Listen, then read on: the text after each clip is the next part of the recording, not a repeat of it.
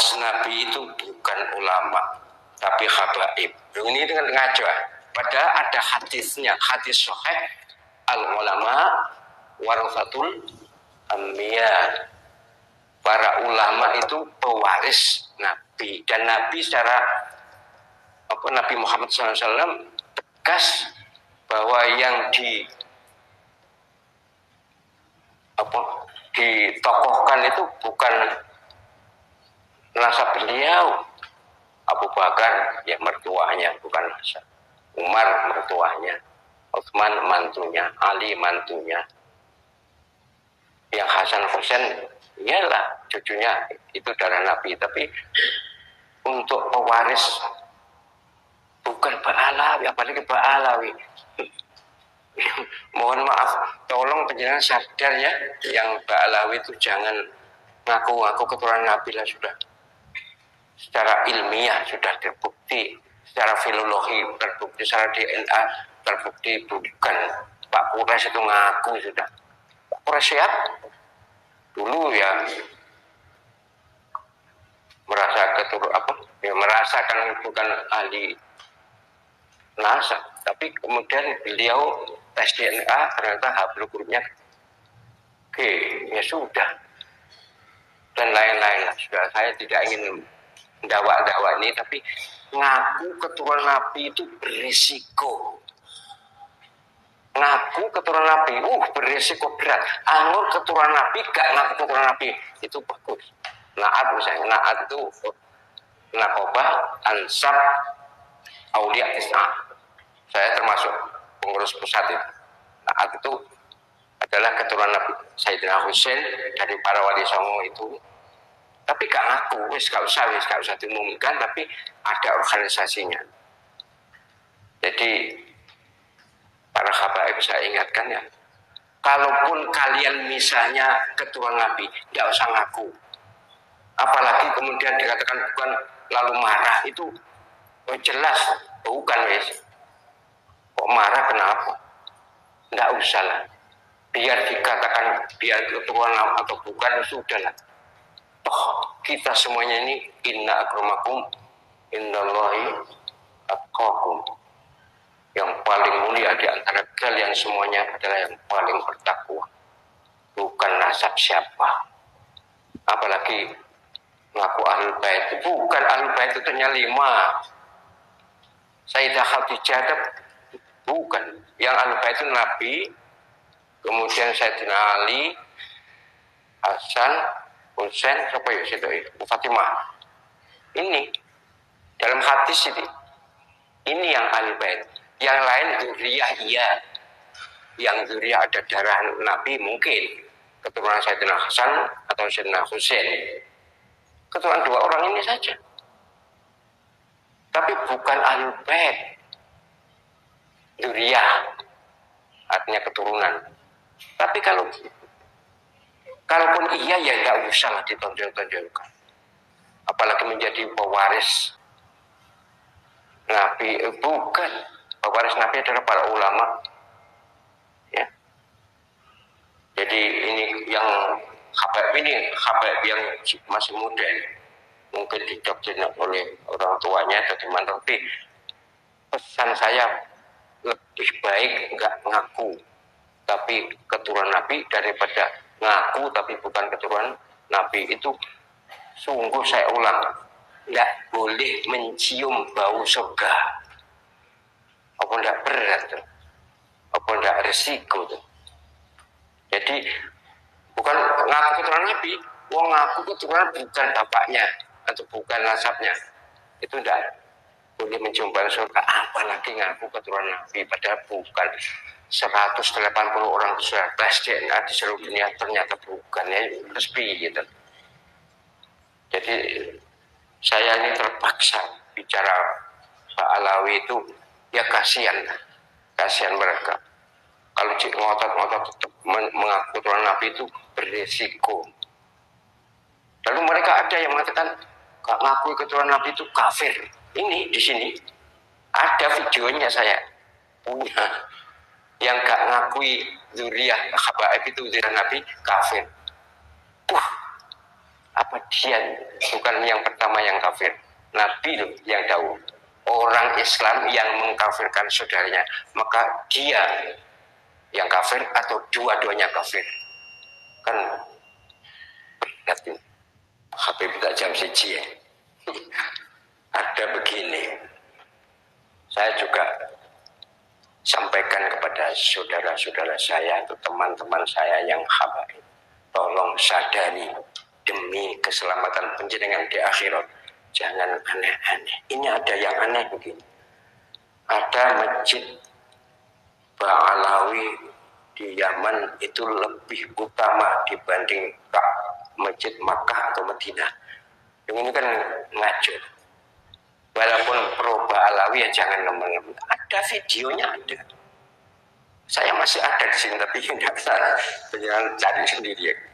Jadi ada masjid Ba'alawi itu lebih afdol dibanding Makkah Al-Mukarram, Masjidil Haram atau Masjid Nabawi di Al-Madinah Al-Munawwar. Juga Masjidil Aqsa di Palestina. Padahal Nabi SAW menganjurkan kita ini berkunjung bukan ke masjid yang di Yaman itu, tapi berkunjung ke Masjidil Haram, Masjid Nabawi dan Masjidil Aqsa. Di Masjidil Haram jamaah sekali sholat itu 100.000 kali jauh pahalanya. Di Madinah 1.000 kali, satu kali sholat jamaah di Madinah itu pahalanya 1.000 kali. Di Masjidil Aqsa sekali berjamaah 500 kali. Itu yang bersabda Rasulullah SAW. Jadi ini kan apa enggak takut menyalahi total ini, mengistimewakan Masjid Ba'alawi ini. Tolong ya, panjenengan kan juga ingin selamat di akhirat. Kalau ada saudara yang berlebihan begini, tolong dinasihati dan videonya itu dihapus. Enggak benar. Ada masjid lebih utama dari 3 masjid ini, enggak ada. Walaupun di Yaman juga sama dengan di Al-Qadar, ya, sekali sholat paling pol 27 kali derajat. Kalau berjamaah di Al-Qadar sama dengan Masjid Ba'alawi. Enggak ada lebihnya. Masjid dimanapun selain 3 masjid ini, fadilahnya sama, statusnya sama, pahalanya sama. Kalau sholat berjamaah 27 derajat, kecuali pada Lailatul Qadar itu lebih baik dari 1000 bulan. Iktikaf di sini atau iktikaf di Masjid Ba'alawi sama, kecuali nanti di Masjidil Haram, Masjid Nabawi dan Masjidil Aqsa. Tolong ini ada orangnya, dan saya yakin semua saudara Ba'alawi sudah tahulah, muka-muka tahulah yang begini ini berlebihan. Berlebihan itu ya ulang kan kacau. Dan memang nuwun sewu, mohon maaf ya, di Yaman itu ya begitu. Abraha ya dari Yaman. Saat yang aku nabi itu, Abraha itu nabi sebelum jadi nabi lahir itu Abraha. Nabi akan wafat, ada yang aku nabi namanya di Yaman. Dan memang Yaman itu negara Arab komunis satu-satunya. Dan Ba'alawi itu keturunan dari Yaman. Saya tidak mengejek Ba'alawi. Ba'alawi itu banyak yang baik, saudara kita, orang Islam. Tapi saya ingin ingatkan, kalau soal agama mohon maaf ya. Orang Arab bisa bahasa Arab, tapi kalau ngertinya agama, saya sudah berdebat berkali-kali di Mesir maupun di Sudan. Kecuali ya syekhnya, ya kalau guru saya ya jelas hebat. Tapi kalau teman-teman saya, sekelas saya, demi Allah, ya kalau saya sumpah gak enak ya. Saat kelas itu ditanya oleh dosen, yang bisa jawab orang Indonesia. namanya Ahmad Zahab. Dipuji sundul langit oleh dosen. Sementara mereka diam, sehingga waktu training atau semacam apa mas, kursus pribadi itu loh, jadi apa kursus pribadi apa namanya, kursus pribadi, jadi kenapa privat ya, waktu itu makan ujian ada privat, yang ngajari orang Arab ini saya. Bukan saya hebat, enggak. Saya lebih dulu belajar. Bahasa Arab itu kalau tata bahasa iso aku, tapi nek miso-miso iso kok. Karena iso lancar miso-miso. Tapi kalau qawaid, ya aku hafal alfiyah. Dulu tapi saya selalu. Tapi yang jelas waktu di sana itu ada privat bahasa Arab. Itu orang-orang Arab itu privatnya kepada saya. Bukan berarti saya lebih pintar, saya lebih dulu belajar. Dan saya tentang qawaid kan jelas. Orang asing lebih tahu, orang Indonesia lebih tahu dan banyak. Bukan hanya saya, teman-teman saya yang dari pesantren rata-rata lebih ngerti tentang kaidah bahasa Arab atau qawaidul lughah, apalagi terkait dirasah mutaqaddimah di lughah Arabiyah, studi atsfan bahasa Arab. Waduh, sudah kacret nih mereka.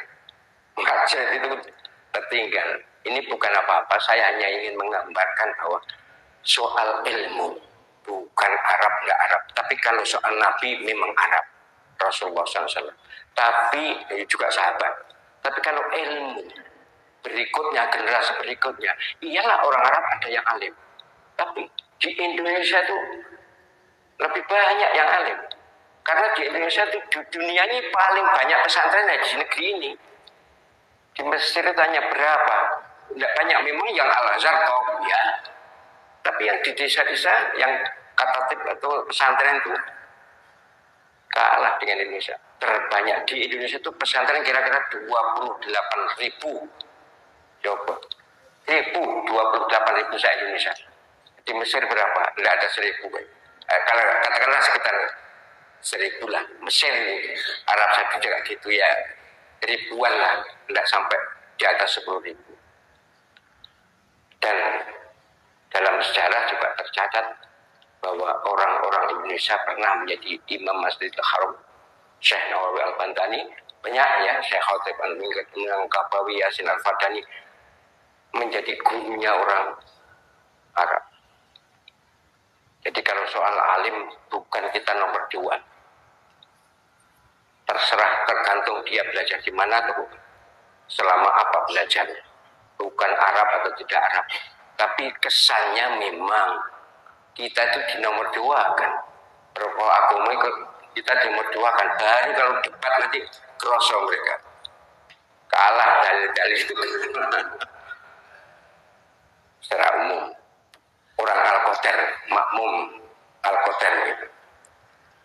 Ustaz, kenapa bunuh subuhnya di samping Palestina tadi saya dengar Iran? Iran, ya, kan Iran Syiah. Kita apa boleh berdoa untuk Iran? Syiah tapi Muslim kan? Mereka bersyahadat kan? Walaupun syahadatnya juga ada 3, ya. Yang satu Ali Waliullah. Mereka juga sholat, walaupun sholatnya dijamak ya 3 kali, tapi kemudian Jumatan yang wajib hanya yang di kota besar aja. Sebagian besar Iran tidak ada Jumat. Tapi prinsipnya mereka Islam. Kalaupun mereka menamakan kita kafir, ya sudahlah, terserah. Saya pun juga pernah dikatakan kafir oleh teman saya. Tapi saya tidak pernah mengatakan kafir. Kita bukan Syiah. Mereka Syiah, tapi Islam. Ya sudah, saudara kita. Apalagi mereka lah yang berani berhadapan dengan Israel. Bahkan Amerika. Negara Arab malah menjadi apa mas? Amerika itu punya pangkalan militer di Qatar. Malah gitu, malah memfasilitasi Amerika. Entahlah itu perjanjian diplomatik dan politik, tapi secara agama Syiah itu Islam.